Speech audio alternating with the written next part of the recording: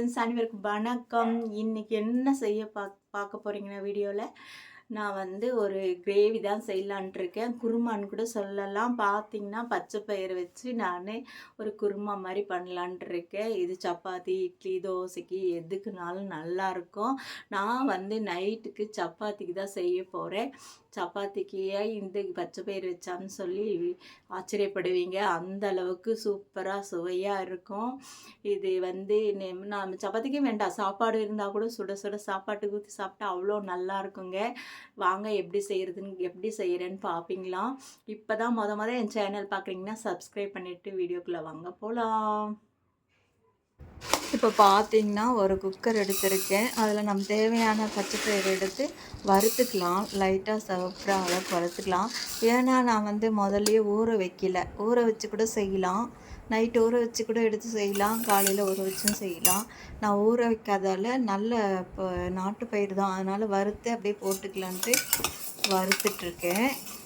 நல்லா வறுத்துட்டு கழுவிடலாம், அலம்பிடலாம். நல்லா அலம்பிட்டு குக்கரில் வச்சுக்கலாம். குக்கரில் வச்சு ஒரு 3-4 விசில் விட்டு எடுத்துக்கலாமா. இப்போ வறுத்தாச்சு. நான் அலம்பிட்டு வந்துடுறேன். அலம்பிட்டு நம்ம தண்ணி ஒரு 2 டம்ளர் தண்ணி விட்டு, ஒரு டம்ளர் நிறைய இருக்குன்னா ஒரு 2-2.5 டம்ளர் தண்ணி விட்டுக்குங்க. பயிர் எப்படி ஆகுமோ அதுக்கு தகுந்த மாதிரி. நான் இப்போ அலம்பிட்டு வந்திருக்கேன். அதில் ஒரு ஸ்பூன் மஞ்சள்தூள் போட்டுக்கலாம். நான் ஒரு 2-3 ஸ்பூனு, ஒரு 2 ஸ்பூன் அளவுக்கு ஆயில் விட்டுருக்கேன். நான் விளக்கெண்ணெய் தான் விட்டுருக்கேன். நீங்கள் நல்லெண்ணெய், தேங்காய் எதுனாலும் விட்டுக்குங்க. ஒரு 3 விசில் விட்டு எடுத்துக்கலாம். அதுக்குள்ளே காயெல்லாம் கட் பண்ணிக்கலாம். நான் பார்த்தீங்கன்னா இன்றைக்கி சொரக்காய் எடுத்து வச்சுருக்கேன். சொரக்காய் தான் போட்டு குருமா கிரேவி பண்ண போகிறேன். பாருங்கள், பச்சை பயிறு நல்லா பூ போல் வெந்துருச்சு. நம்ம இன்னும் ஒரு விசில் கம்மி பண்ணோம்னா சுண்டல் கூட தாளிச்சிக்கலாம். சரிங்களா. இப்போ நான் ஆயில் விட்டுருக்கேன் பாத்திரத்தில். நான் காயெல்லாம் அரிஞ்சு வச்சுட்டேன். சொரக்காய் தேவையான அளவு சொரக்காய் எடுத்து நான் கட் பண்ணி வச்சுருக்கேன். வெங்காயம், தக்காளி, பூண்டை வந்து ஒரு 5-6 பல்லு தட்டி வச்சுருக்கேன்னு வச்சுக்கோங்களேன். தட்டி வச்சு போட்டோம்னா மணமாக இருக்கும். தக்காளி ஒரு 2 பழம் போட்டுக்கிட்டால் நல்லாயிருக்கும். அதனால் தக்காளி கட் பண்ணி வச்சுருக்கேன். இப்போ பாருங்கள், சொரக்காவை கட் பண்ணி வச்சுருக்கேன். எல்லாம் கழுவிட்டு நம்ம ஒவ்வொன்றா வணக்கிக்கலாம். எண்ணெய் காஞ்சிருச்சு. கடுகு, ஜீரகம் எல்லாம் போட்டுக்கலாம். ஒரு 5-6 வெந்தயம் போட்டுக்கலாம். நம்ம தட்டி வச்ச பூண்டை போட்டுக்கலாம். பூண்டு நல்லா வணங்கட்டும். இப்போ வணங்கும் போதே அதனோட மனம் நமக்கு நல்லா கிடைக்கும். இப்போ பார்த்திங்கன்னா ஆனியன் போட்டு ஆனியனும் நல்லா வணக்கி எடுத்துக்கலாம். எப்பவும் செய்கிற மாதிரி தாங்க. ஆனால் இதுவரை சொரக்காவும் உங்களுக்கு பச்சை பயிரும் வந்து கிரேவியாக பண்ணும்போது அது ஒரு டேஸ்ட் கொடுக்கும்னு வச்சுக்கோங்களேன். டிஃபன் ஐட்டத்துக்கெல்லாம் செமையாக இருக்கும். ஒரு டைம் இந்த மாதிரி சுரக்காய் பிடிக்காதவங்களாம் இந்த மாதிரியெல்லாம் செஞ்சோம்னா சாப்பிட்ருக்காங்க. அதுக்காக தான் அந்த மாதிரி மாற்றி மாற்றி செய்கிறேன். இப்போ தக்காளி போட்டு வணக்கி எடுத்துக்கலாம்.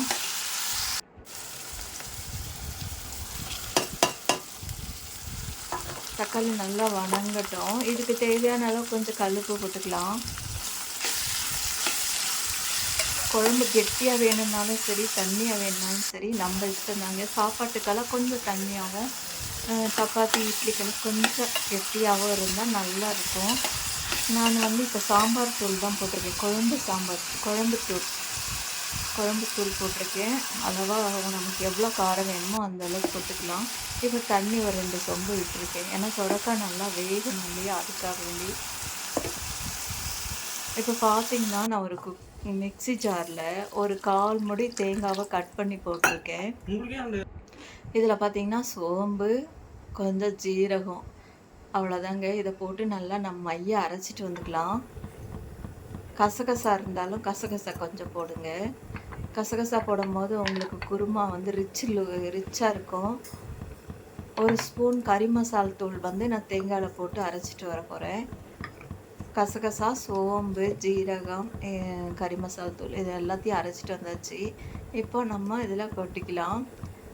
காய் வெந்துடுச்சு, சொரக்காய் வெந்துடுச்சு. இந்த டைமில் நாம் அரைச்சி வச்ச தேங்காவை கலக்கிக்கலாம். இப்போ பார்த்திங்கன்னா மிக்ஸி ஜாரை கழுவிட்டு தண்ணி ஊற்றிக்கலாம். இப்போ நம்ம வேக வச்சுருக்கோம் இல்லைங்களா, அந்த பச்சை பயிரை எடுத்து குருமாவில் ஆட் பண்ணிக்கலாங்க. ஏன்னா அதில் உப்பு காரம்லாம் ஒன்றும் இல்லை. இன்னும் கொஞ்சம் நேரம் இதில் வேகும் போது உங்களுக்கு அந்த காரம் உப்பெல்லாம் வந்து அதில் உரைக்க ஆரம்பிச்சிடும். குருமாவும் நல்லா இருக்குங்க. நல்லா கொஞ்சம் கொதிக்கட்டும். கொதித்த உடனே பச்சை கருவேப்பிலையும் மல்லித்தழையும் தூவி இறக்கிக்கலாங்க. பெருங்காயத்தூள் கொஞ்சம் போட்டுக்கோங்க, அது ரொம்ப மணமாக இருக்கும். அவ்வளோதாங்க, செமையான சூப்பரான பச்சை பயிறு சொரக்காய் கிரேவிங்க. செம்ம டேஸ்ட்டாக இருக்கும். குழம்பு நல்லா கொதிச்சிச்சு. இன்னுமே எனக்கு கொஞ்சம் கெட்டியாக வேணும்னா இன்னொரு 3 நிமிஷம் 5 நிமிஷம் ஸ்டவ்வில் வச்சுட்டு நம்ம இறக்கிக்கலாம். இதை முளைக்கட்டி கூட நான் செஞ்சுருக்கேங்க, செமையாக இருக்கும். பாருங்கள், சப்பாத்தி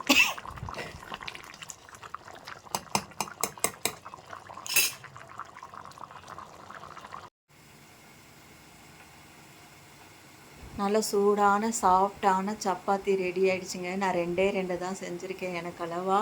அதுக்கப்புறமா செஞ்சுக்கலான்ட்டு கிரேவியும் ரெடி பண்ணியாச்சுங்க. அவ்வளோதாங்க, சூப்பராக ஆயிடுச்சுங்க. இப்போ பார்த்துருப்பீங்க, கிரேவியும் சப்பாத்தியும் அளவாக தான் பண்ணியிருக்கேன். சப்பாத்தி அப்புறம் போட்டுக்கலான்ட்டு மாவு எடுத்து வச்சுட்டேன். சாப்பிட்றதுக்கு அவ்வளோ டேஸ்ட்டாக இருக்குங்க. மீதி குழம்பு கூட வச்சுருக்கேன், காலையில் இட்லிக்கு வச்சுக்கலான்ட்டு. அந்த அளவுக்கு சூப்பரான சுவையான பச்சை பயிறு, அது மட்டும் இல்லைங்க, சொரக்காய் போட்டு செஞ்சுருக்கேன். பச்சை பயிரும் சொரக்காவும் கிரேவி செமையாக இருக்கும். நீங்கள் ஒரு முறை சொரக்காய் பார்த்தீங்கன்னா கூட்டு பொரியல் எது வேணாலும் பண்ணலாங்க. உடம்புக்கு ரொம்ப நல்லது. நல்ல நார்ச்சத்து, நீர்க்காய் அது. அதனால் எல்லாருமே சேர்த்திக்கலாம். சரிங்களா?